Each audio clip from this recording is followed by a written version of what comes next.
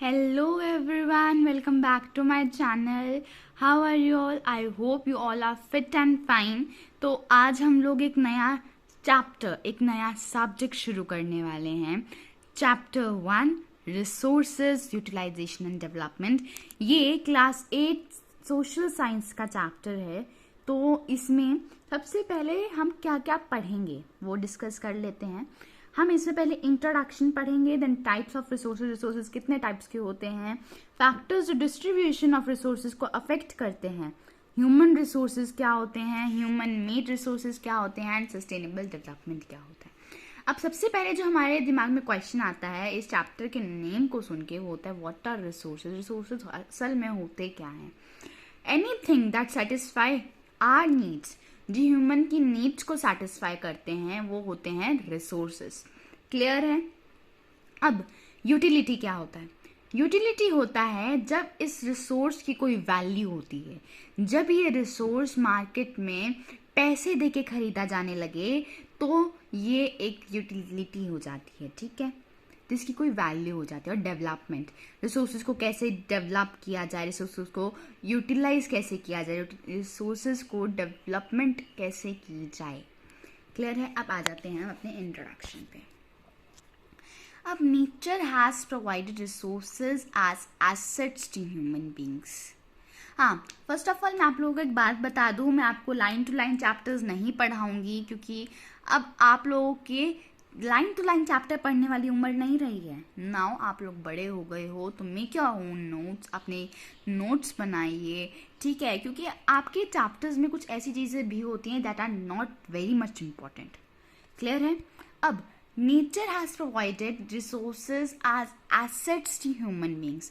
Nature ने बहुत कुछ प्रोवाइड किया मतलब ह्यूमन बींग्स को, मतलब नेचर ने ये रिसोर्सेज प्रोवाइड किए हैं ह्यूमन बींग्स को as a asset, as a संपत्ति. एसेट का मतलब होता है संपत्ति. इन ऑर्डर टू मैनेज, अगला पॉइंट है, in order to manage resources technical knowledge suitable to specific conditions of a region is required. अगर हम रिसोर्सेज को मैनेज करना चाहते हैं, टेक्निकल नॉलेज होना बहुत ज़रूरी है, इम्पॉर्टेंट है. क्लियर है? अब अब एक इंसान को ये नॉलेज मिलेगी कहाँ से? स्कूल से. ठीक है, प्रैक्टिकली जब वो लर्न करेगा तब उसको वो नॉलेज मिलेगी. क्लियर? अब हम लोग स्कूल में पढ़ते हैं, जो हम स्कूल में पढ़ते हैं वो उसी के वजह से हम अपने रिसोर्सेज को डेवलप कर सकते हैं. क्लियर? अब over exploitation of natural resources by the growing population resulted in various problems. अगर हम रिसोर्सेज को ज़्यादा यूज़ कर लें, ठीक है, तो वो पॉपुलेशन में बहुत सारी वेरियस प्रॉब्लम्स क्रिएट कर सकता है. इंट्रोडक्शन हो गया. तो टाइप्स ऑफ रिसोर्सेज. रिसोर्सेज कितने टाइप्स के होते हैं? रिसोर्सेज की 3 टाइप्स होती हैं, एक नेचुरल, एक ह्यूमन मेड एंड एक ह्यूमन. ह्यूमन मेड को हम मैन मेड भी कहते हैं. क्लियर है? अब नेचुरल रिसोर्सेज होते क्या है? नेचुरल रिसोर्सेज कितनों में क्लासीफाई किए जाते हैं? नेचुरल रिसोर्सेज 2 पार्ट्स में क्लासीफाई किए गए हैं, एक रिन्यूएबल में एंड एक नॉन रिन्यूएबल में. रिन्यूएबल के एग्जांपल्स क्या हैं? Solar energy, wind energy, hydro energy. Solar energy मतलब सूरज की जो एनर्जी होती है जिससे सोलर पैनल लग जाते हैं. विंड एनर्जी, ठीक है, हवा की, विंड मिल. हाइड्रो एनर्जी, पानी. हाइड्रो का मतलब होता है water. Clear? Non renewable, oil, natural gas, coal. ये सब वापस रिन्यू नहीं हो सकते.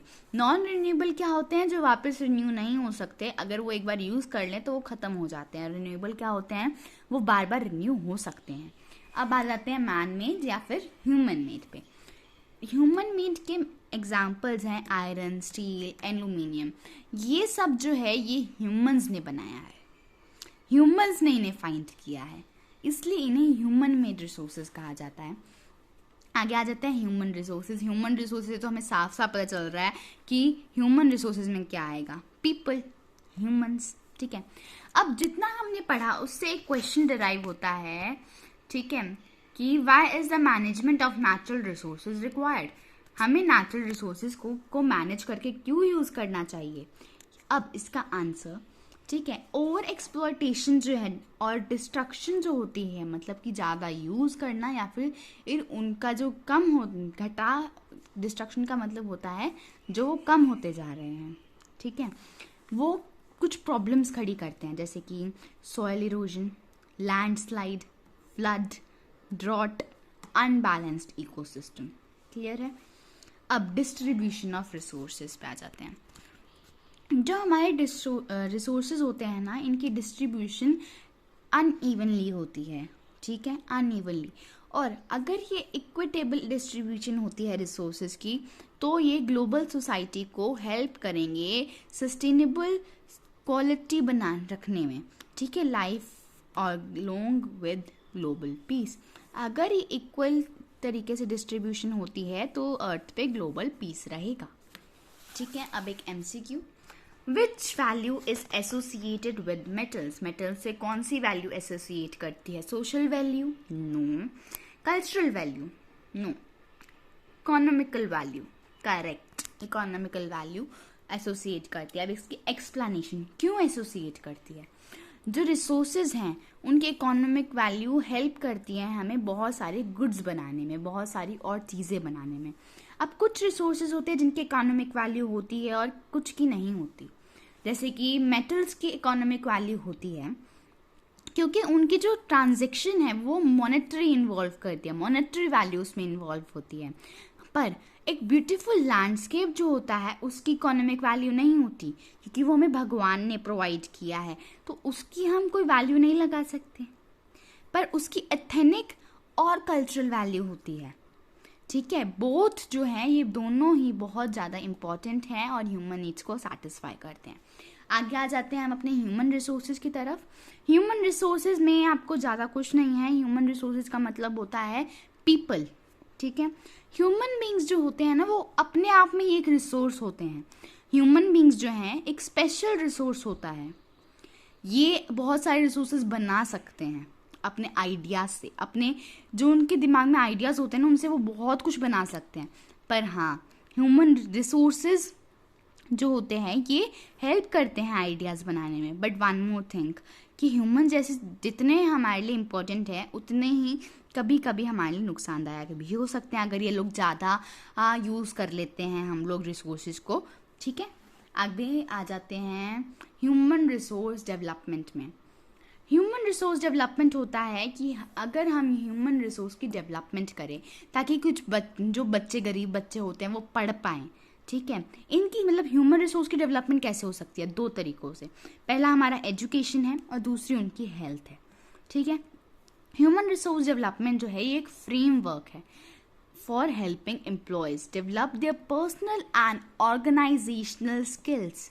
ये देखा मैंने आपको बताया था ना कि पर्सनल और ऑर्गेनाइजेशनल स्किल को हेल्प करती है डेवलप करने में, नॉलेज और एबिलिटीज, ठीक है, इन सब की डेवलपमेंट में हेल्प करती है।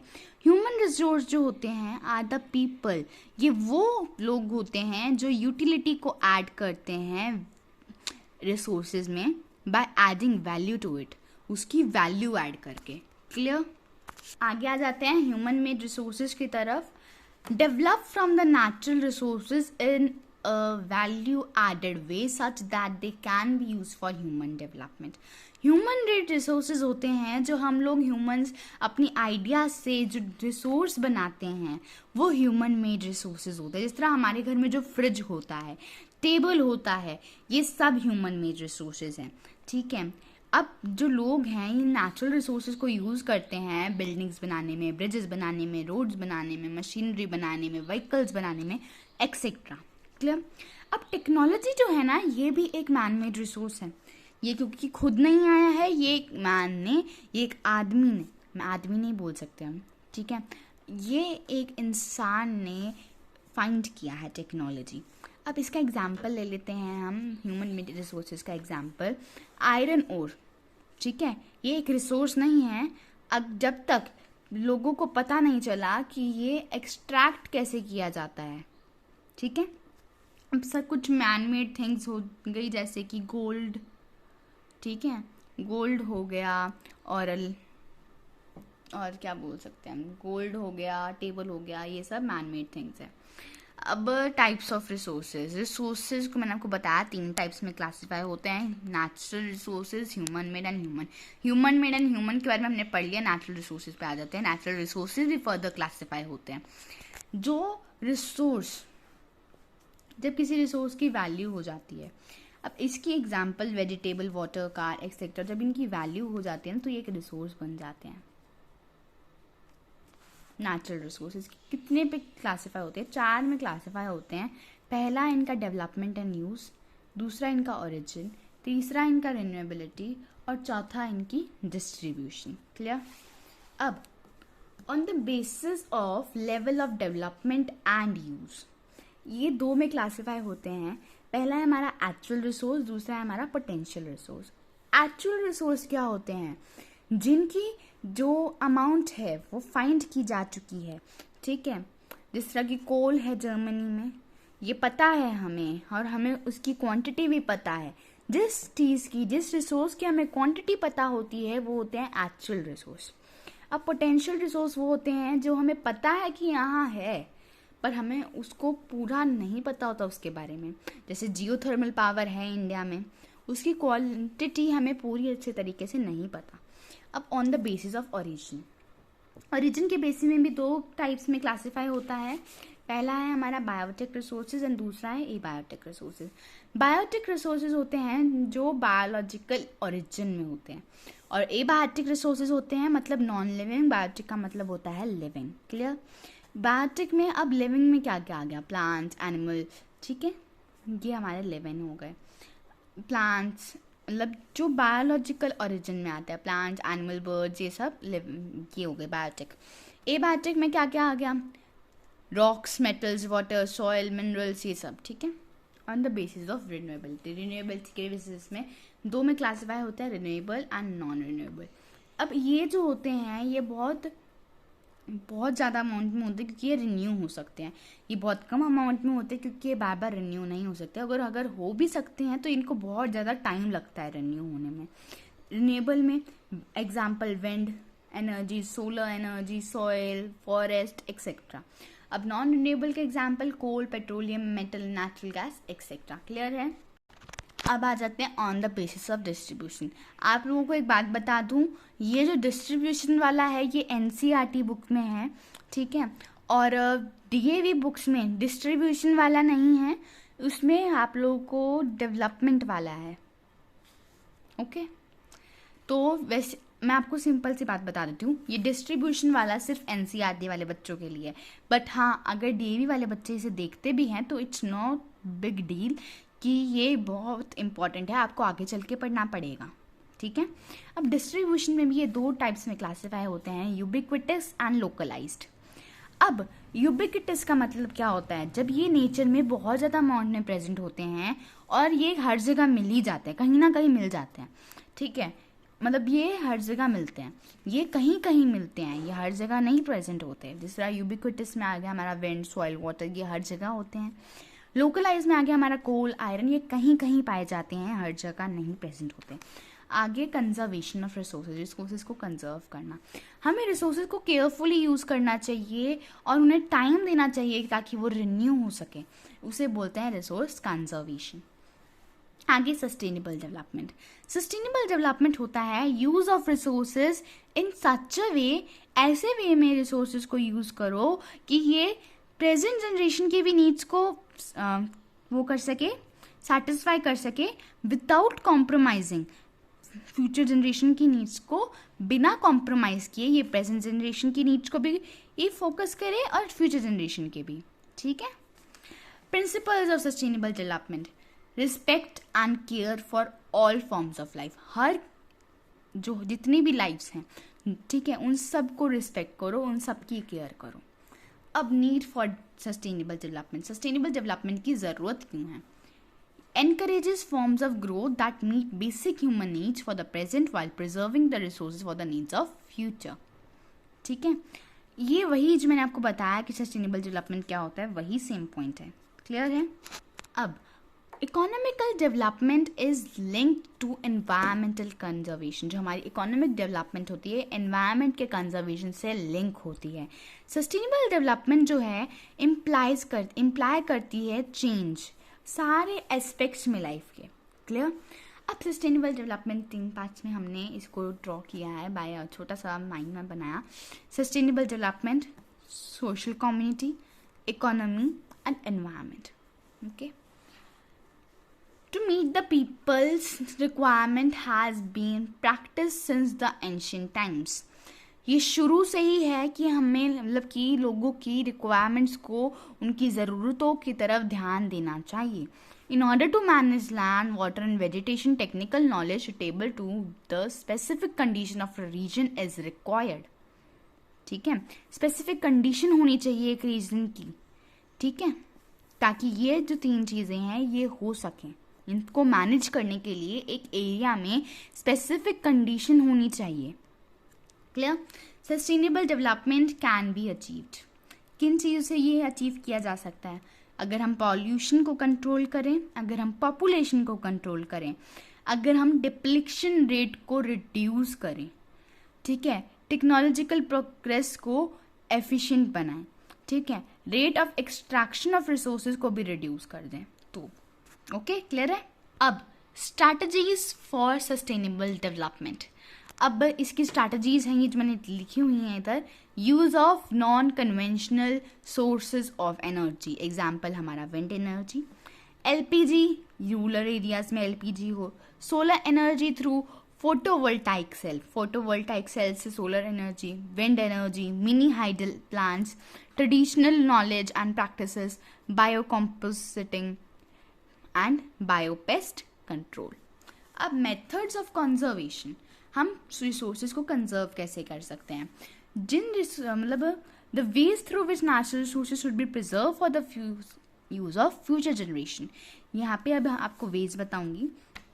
कुछ वेज हैं जिनसे हम इनको कंजर्व कर सकते हैं. जिस तरह पहले हमारे 3 R's, reduce, reuse and recycle. Using scientific methods, हम साइंटिफिक मेथड यूज़ कर सकते हैं और मॉडर्न टेक्निक्स भी यूज़ कर सकते हैं इनको कंजर्व करने के लिए. और इंडिविजुअल एफर्ट्स बनाएं. ठीक है, सस्टेनेबल डेवलपमेंट की तरफ इंडिविजुअल एफर्ट्स बनाएं. अब 3R स्ट्रैटेजी क्या होती है? Reduce. The best way to manage the waste is not to produce it. अगर हम वेस्ट को मैनेज करना चाहते हैं तो इसका मतलब ये नहीं है कि हम उसको प्रोड्यूस करें.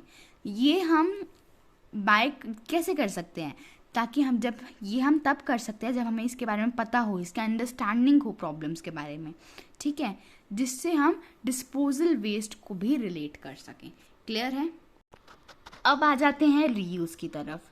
ये जो होता है ये इकोनॉमिक और एनवायरमेंटल सेंस जो होता है उसको रीयूज प्रोडक्ट.